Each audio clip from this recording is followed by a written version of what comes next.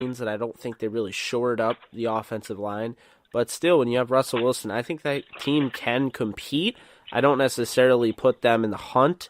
I think they're a team that could steal 6 or 7 games with Russell Wilson, but I don't know if you'll agree with me. I think the Rams do have the best team in this division, but I also want to point out something. I know everyone's really ready to give Jimmy Garoppolo the keys to the car, and Yeah. the 49ers are going to roll and they're going to pass the Rams, but I have my eye on the Cardinals because this is a team that went out. They got a quarterback in Sam Bradford who, when healthy in 2006, I mean, 2016, sorry, he had the highest completion percentage in NFL history, which was passed the next year by Drew Brees.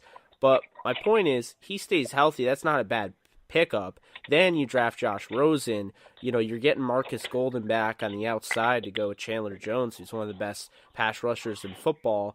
I get they got rid of Tyrann Mathieu, but they just signed Trey Boston to go with Budda Baker.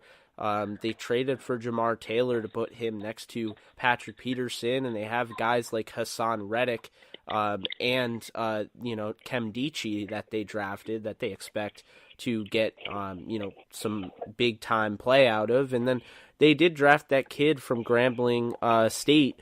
I think it was last year, Chad Williams. Yeah, Chad Williams. Who he'll be something, I think. And then David Johnson comes back. So I'm not about to write this team off. I think they're the second best team in the NFC this year. I think that's kind of my bold prediction. NFC West. Well, So. I like the prediction, and what's interesting about it is you're coupling the bold prediction with under new management. Yeah. Brand new head coach in Steve Wilkes. Maybe they needed a reset. Maybe they needed a different voice with BA. Finally, Bruce Arians going out. Sometimes teams grasp that and ride the wave, and Steve Wilkes will be extremely aggressive on defense. So it'd be fun to see people dealing with his blitzing, but that's not unusual from Arizona.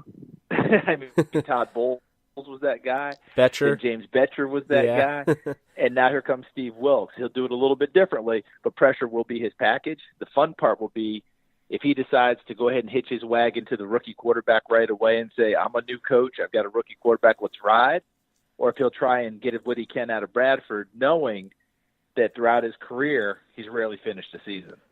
And that's where shoring up the offensive line is going to be a big, big deal for the Cardinals, because neither one of these quarterbacks will you ever crash the word mobile into a sentence with either one of them, although Sam Bradford Young was extremely mobile, but injuries have robbed him of that. Yeah, you could definitely say that again. The injuries have definitely robbed Sam Bradford, and I guess that's the one thing that holds people back from believing in the Cardinals. That, and I don't think people realize how many moves they actually made. Right. But I got to tell you, the offensive line is still kind of scary. I do like what they did. I believe they got Mason Cole. I think it was Mason Cole. Mason Cole out of Michigan.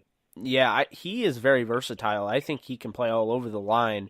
So I like that. And then obviously, I think Humphreys, DJ Humphreys, the guy they got from Florida a couple of years ago, I think he's somebody that could actually be a bookend left tackle. I think he just needs to develop. And, it's kind of hard to develop when they're just kind of throwing guys, in there and seeing what sticks. I mean, I just don't think they've had really a beefy offensive line, but another thing that's really interesting that I just remembered, I keep forgetting, Christian Kirk comes in, and he's going to be with Chad Williams, and he's going to be in with Larry Fitzgerald. So, I like what they did, and I think, it does not get talked about enough.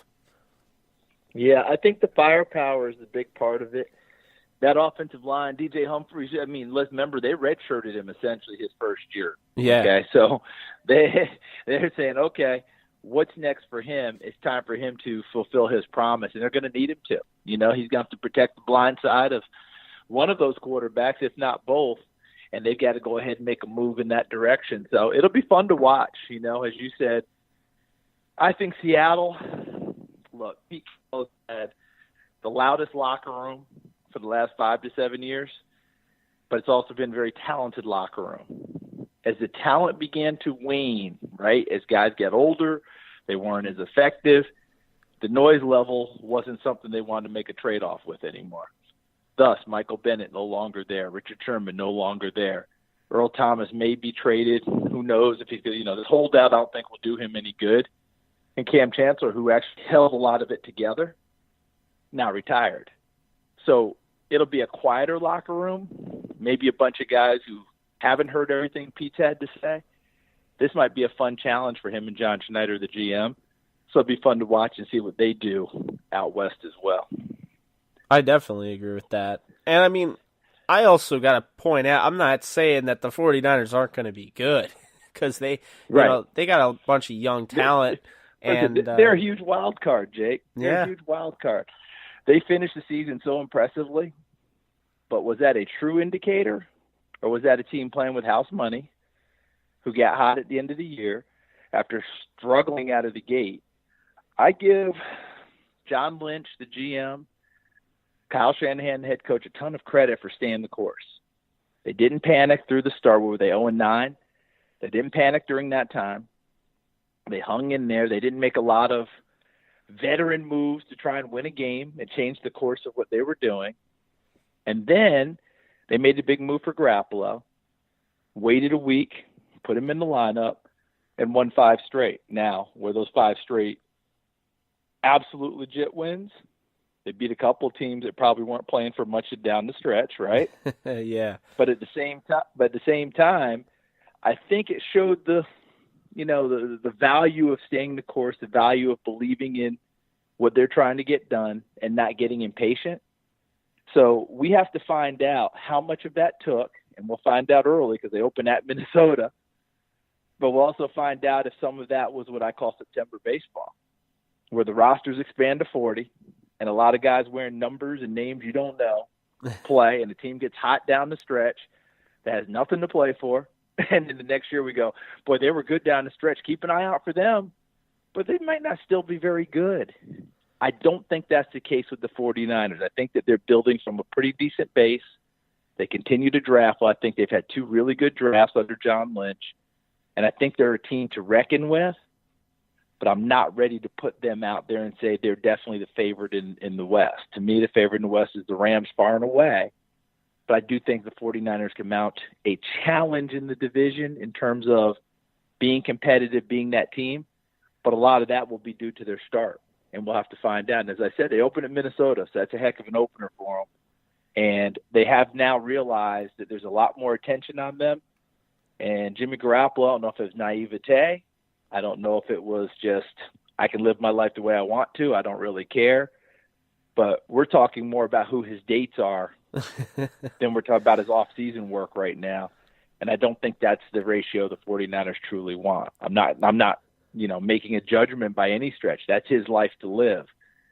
But this is not something I think the 49ers had in their playbook and said, yeah, we're going to be answering questions about this. And I think Jimmy probably learned a pretty valuable lesson on that. Yeah, no, I could definitely, I hear you there. And I mean, we're talking quarterbacks, we're talking NFC West. Why don't we, who better to bring up than Jared Goff? Somebody that really had what you would have called a nightmare rookie year, only getting to play 7 games, going 0-7, just nothing went right. And then the next year, new head coach, basically just new offensive weapons, new offensive line for the most part. Or not really for the most part. I mean, there were some guys that were added, but big time guys like Andrew Whitworth.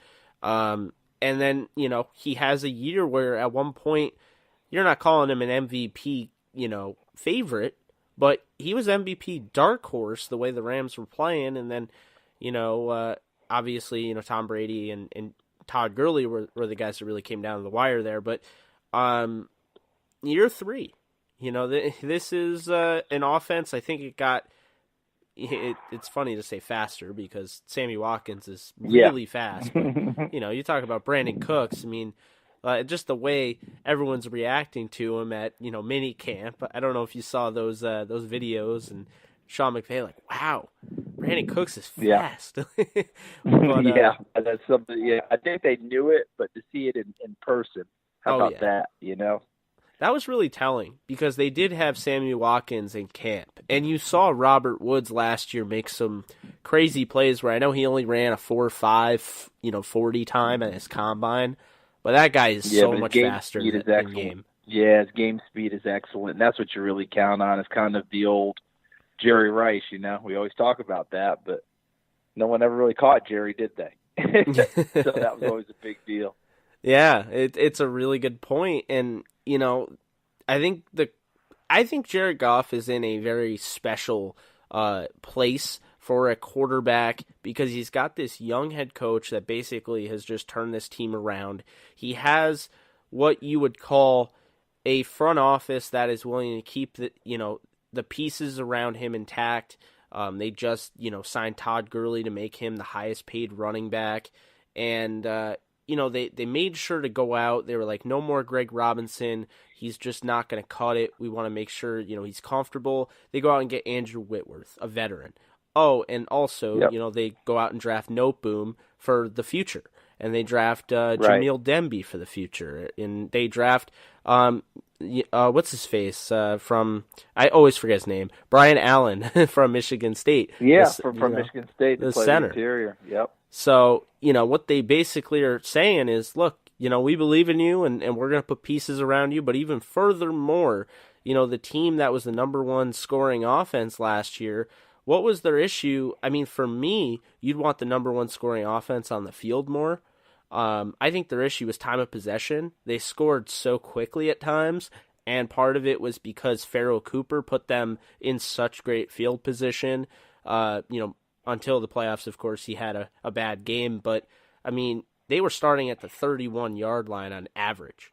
And, they were a lot of these chunk plays going on. And I think this year they made it a mission to go out and say, we want to basically create more offensive opportunities, more offensive possessions.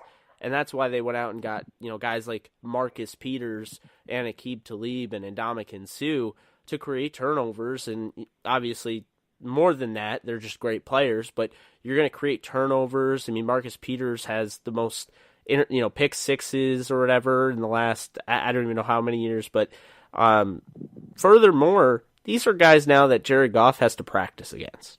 And that's why I just think he's going to be so ready for this year. And I was a Wentz guy. I've said this so many times. But that doesn't mean I can't be a Jared Goff guy too. And I'm actually really looking forward to this season. So, what is your overall thought on Jared Goff in year 3? Well, look, when coming out of school, I had Jared Goff rated ahead of Carson Wentz. So I'm not going to play revisionist history now at all. When the Rams had the number one pick, I thought Wentz fit them better because you have to remember at the time, that was Jeff Fisher's team. Yeah. And I thought if you were going to run an offense that you were going to rely on Todd Gurley, Wentz's mobility and ability to carry the football and come out the back door at times and run a movement-based offense, I thought was better than what Jared Goff did. Now, Goff moves better than probably we gave him credit for coming out of Cal. But at the same time, that's why I thought Wentz was a better fit coming out of school for the Rams at that time. Well, now that we've changed up, Sean McVay's there. He's being coached the way he needs to be coached. A much more creative, dynamic offensive staff, to put it mildly. You put it all together, this is right in Jared Goff's wheelhouse. And I think he's got the opportunity now to really make something happen with that. And that's where it's a lot of fun, to be able to watch that and to be able to see it happen that way. I'm excited to see how it all turns out because I think he's an uber talented guy, and this is going to be fun for him to go forward with it. But it's just such a creative, offensive thinking team, obviously led by Sean McVay. The loss of Matt LaFleur, hurts them. But remember, McVay really drives this thing. And so, even though you lose some talented assistants underneath, as long as McVay's there, everything else should work out pretty well. So I just love what they've done. I love the weapons they've added. I love the idea that they've understood what they need to do on the offensive line and continue to try and build underneath it. Because Andrew Whitworth is a marvel, but he's past 35 now.